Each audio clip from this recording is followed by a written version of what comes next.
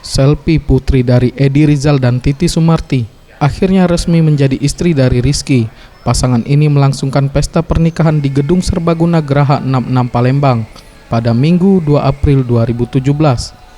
Ratusan tamu undangan menghadiri pesta pernikahan, di antaranya Zulfikri Kadir selaku Ketua DPC PDIP Kota Palembang dan beberapa pejabat pemerintahan dan anggota Dewan Perwakilan Rakyat Kota Palembang. Zulfikri Kadir dalam sambutan di acara pesta pernikahan Rizky dan Selpi berpesan kepada pengantin agar menjadi keluarga sakinah mawaddah dan warohmah, dan berpesan sebaiknya dalam membina rumah tangga berpegang teguh kepada agama, jadikanlah sabar dan sholat sebagai penolong.